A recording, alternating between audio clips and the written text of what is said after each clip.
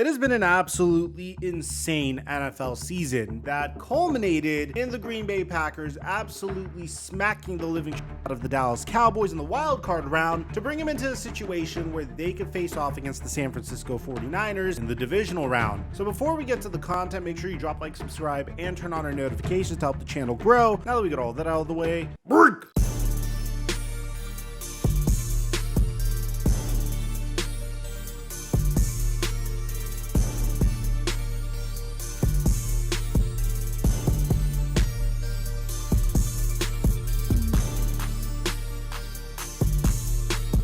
We made $1,100 off of a $20 entry on Prize Picks. And it wasn't just me, it was everyone that followed these picks on my Instagram story. And the best feeling is the amount of people that made money as a result of this. I mean, bam, bam, bam. Bam! My DMs were flooded, so the best part for me was seeing you guys make money as well. But we're not done yet. If you haven't signed up for Prize Picks, use my promo code Mikerophone to double your deposit up until $100 on Prize Picks. And I give away my picks on a daily basis for free on my Instagram story and now my Snapchat story. We're having so much fun doing this. I'm so happy that I made you guys some money. And thank you, Prize Picks, for the sponsor. Mic check 1 2 1 2. What's going on, everybody? I feel like I jinxed the Dallas Cowboys last weekend when I made a short on how Jordan Love was underperforming in the midpoint of the NFL season. And subsequently, from November and on, Jordan Love started playing some of his best football of his career. I mean, the man was on an absolute tear. To give you an idea, in weeks 8 through 10, Jordan Love struggled to complete 60% of his passes, had just 8 touchdown passes and 10 interceptions, while the Green Bay Packers went 2-5 over that time span. My content didn't come out of nowhere. Jordan Love was playing horrible football. Many were questioning if the Green Bay Packers should move on from Jordan Love and draft a quarterback in the upcoming NFL draft. Instead of letting his future be determined by his general manager, Jordan Love didn't just turn a page mid-season, he took the entire book and threw it out of the window. From weeks 11 to 18, Jordan Love played like a man possessed, completing over 70% of his passes for over 2,000 passing yards, 18 passing touchdowns, and just 1 interception, all while leading the Green Bay Packers to a 6-2 record. Jordan Love even managed to do what Aaron Rodgers couldn't do in 2022,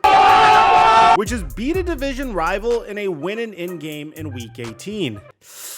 Yeah. Sorry, Aaron. And Love did so while completing almost 85% of his passes for over 300 passing yards and a pair of touchdown passes to get the Green Bay Packers into the postseason. Jordan Love finished his first NFL season with 4,159 passing yards, which was the 7th most in the NFL, but he followed that up with 32 passing touchdowns, which is the 2nd most in the NFL, behind the individual who he smacked the living shit out of in the wild card round, Dak Prescott. He only had 11 interceptions, a QBR of 62, which is good for 9th best in the NFL. What this means is that statistically, Jordan Love was a top 10 QB. And on top of that, he was getting hot at the right time. If he could have managed to start off the season like he finished it, then there's no telling what his numbers could have looked like. But to be honest, if it was me, I would rather Jordan Love start out cold in the beginning of the season and get red hot right as he's going into the playoffs like he's had. Going into the playoffs, the Packers were big underdogs against the NFC East champion Cowboys, who had been picked by almost every analyst to win the wildcard matchup between the two teams. However, things wouldn't go as expected, as before halftime, the Packers managed to go up 27-0 and then 27-7 as the Cowboys scored right before halftime. The game ended up with a final score of 48-32, but the score seems a lot closer than the game actually was at one point, because the game got to a point where it was at 48-16 before the Cowboys would score 16 unanswered points in garbage time. In this game, Jordan Love finished with a 76%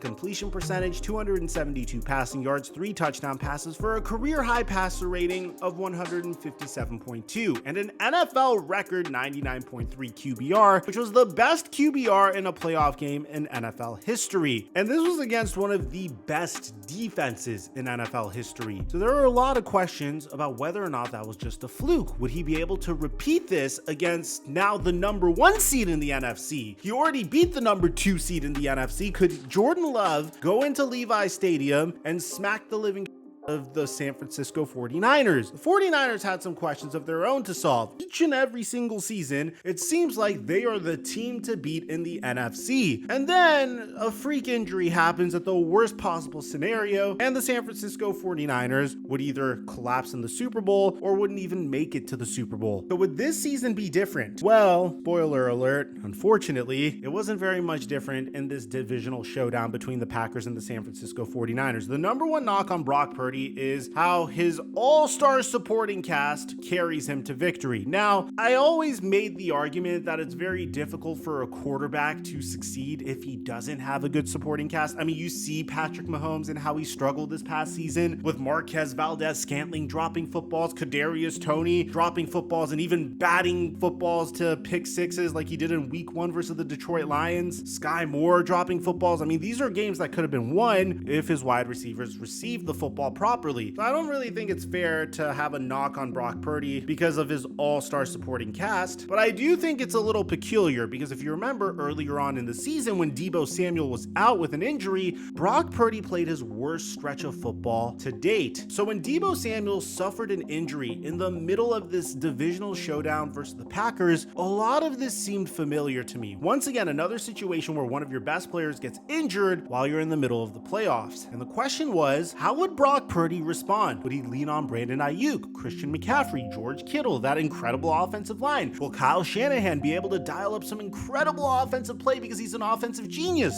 I would say that the biggest moment of the game came when the Green Bay Packers had a huge chunk play from Aaron Jones that got them into field goal range. And unfortunately, it seemed like this play was for absolutely nothing. Although Aaron Jones got the Green Bay Packers into field goal range, and they had the opportunity to potentially go up by 2 possessions when they were already up 21-17. The Green Bay Packers wouldn't be able to convert and would end up bringing out Anders Carlson for a field goal. And Anders Carlson would end up missing the field goal, which means the Green Bay Packers not only weren't able to attain a 2-possession lead, but even furthermore, the Green Bay Packers were only up by 4 points. They couldn't even put themselves in a position where they had a 7-point lead. And this ended up being the beginning of the end for the Packers. The 49ers were able to eventually go up by 3 points. And right when the Green Bay Packers got the ball back, it was raining like crazy. And Jordan Love would end up throwing a game-sealing interception when he was trying to lead the game-winning drive towards the end of the game, which would get intercepted. At the end of the day,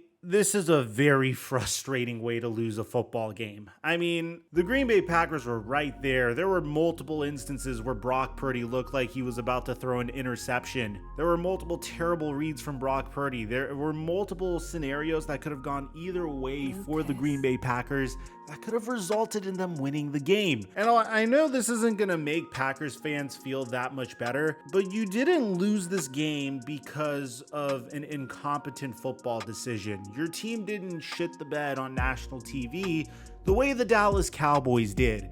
As a matter of fact, going back to the earlier part of this video, you guys have to remember that there was a period of time in this past season where you were contemplating whether or not Jordan Love was truly your quarterback moving forward. He was playing abysmal football for the first 11 weeks of the season. And there was a point where you guys were trending closer to a top 10 NFL draft pick than towards the playoffs.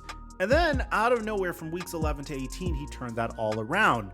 The fact that the Green Bay Packers made it to the wild card as a 7th seed, then smacked the living hell out of the 2nd seed in the NFC, and then nearly beat the top seed in the NFC at their home, means that you have a lot to look forward to. It seems like Jordan Love is definitely the future under center. And I know it sucks to lose this way. It really sucks to go out this way, because if a few things went your way, you could have without a doubt won this football game, which is probably the most difficult part to stomach of all. But at the end of the day, as a 7th seed, hold your head up high. This is an incredible finish to your season. You guys are only going to get better in the offseason. I'm sorry that you guys had to go out this way. It's definitely a better way to go out than the way my favorite team went out at the hands of the Green Bay Packers. Let me know in the comment section down below what you guys think about all this, man. It was truly a riveting game to watch. Aside from that, I'm your boy Mike, and I'm dropping our mic until our next upload.